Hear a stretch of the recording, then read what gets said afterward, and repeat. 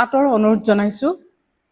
কাৰণ কামুহাটত থকা আমাৰ চাহ বাগিচাত কিছুমান দুৰ্বৃত্তই আমাৰ মাটিৰ পতা থকা মাটি আমাৰ কাঢ়ি লৈ তেওঁলোকৰ নিজৰ দখল সাব্যস্ত কৰিবৰ কাৰণে খুটি পুতিছে আৰু তেওঁলোকে আমাৰ সন্মুখতে আমাৰ বাগানৰ পাত তুলি ডকাইতি কৰিছে, দিন ডকাইত কৰিছে, আমাৰ মানুহক প্ৰাণে মৰাৰ ভাবুকি দিছে। কেমেৰাৰ সন্মুখতে এগৰাকী মহিলাৰ কান্দোন, বেদখলকাৰীৰ পৰা পৰিত্ৰাণ বিচাৰি কাটৰ আহ্বান। এই অন্যায়ৰ আপোনালোকে অকণমান হ'লেও আমাক ন্যায় প্ৰদান কৰিব, এয়া মোৰ আপোনালৈ কাটৰ অনুৰোধ। দুলীয়াজানত দিন ডকাইতি ৰূপী বেদখলকাৰীৰ সন্ত্ৰাস। চলিব নোৱাৰা নাই সুধিছ নেকি অনিল? এইটো তোৰ মাটি নেকি? এতিয়া এইটো তোৰ হৈ গ'ল নেকি?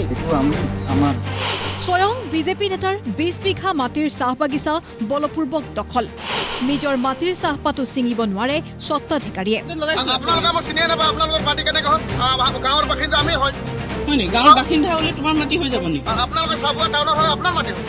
ভুক্তভোগী লোকজন বিজেপিৰ জ্যেষ্ঠ নেতা তথা চাবুৱা পৌৰসভাৰ পৌৰপতি ব্ৰজেন বৰুৱা। দুলীয়াজান সমষ্টিৰ অন্তৰ্গত কামুহাট হাবিগাঁৱত থকা তেওঁৰ 20 বিঘা মাটিৰ চাহ বাগিচাত এতিয়া একাংশ ভূমাফিয়াৰ দপদপনি। দাবী ধমকিৰে চাহপাত ছিঙি বিক্ৰী কৰে ভূমাফিয়াই।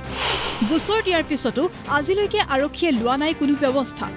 স্থানীয় বিধায়ক তেৰছ গোৱালাক অৱগত কৰোৱাৰ পিছতো পোৱা নাই সঁহাৰি। সকলো ফালৰ পৰা বিমুখ হৈ অসহায় হৈ পৰিছে ভুক্তভোগী পৌৰপতিগৰাকী। মই এজন ভাৰতীয় জনতা পাৰ্টীৰ দলীয় কৰ্মী, তাৰ উপৰিও চাবুৱা পৌৰসভাৰ এজন পৌৰপতি হিচাপে দায়িত্বত থকাৰ পাছত মই এই এলেকাবিলালৈ গ'লে তাত এনেকুৱা ধৰণৰ এটা পৰিস্থিতিৰ সৃষ্টি হয়, যিটোত মানে মই তাত গৈ নিজৰ বাগানখনত পাত তোলা কৰ্মীসকলক বা পাত তোলা মানুহসকলৰ মাজলৈ যাব নোৱাৰা পৰিৱেশ এটা হয়।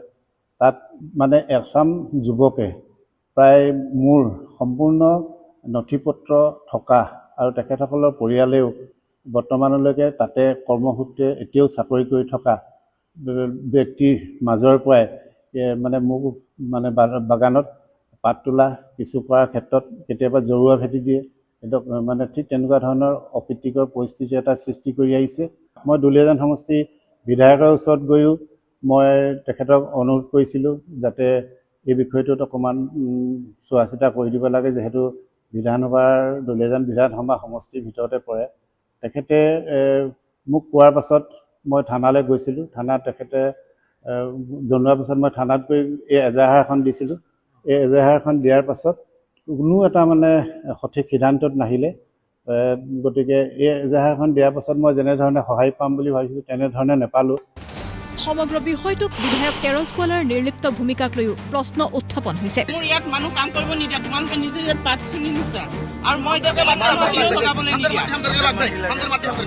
সন্দেহৰ আঙুলি তুলিছে স্থানীয় সচেতন লোকে।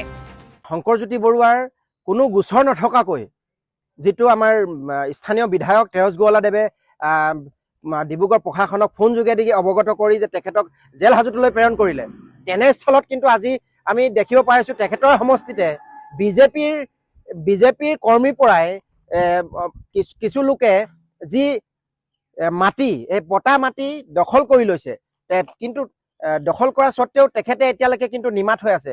আমাৰ কিন্তু সন্দেহ হৈছে যে এই জগতখনত তেখেতৰ হাত আছে নেকি, নে আমাৰ প্ৰশাসনৰ ওচৰলৈ গ'লে প্ৰশাসনেও কিন্তু এই ক্ষেত্ৰৰ পৰা ফালৈ কাটিছে। সন্দেহ হৈছে প্ৰশাসন আৰু এই বিজেপি বিধায়ক তেৰছ গোৱালাৰ ওপৰত তেখেতলোকে ইয়াত কিবা ভিতৰুৱা অংক কৰিছে নেকি।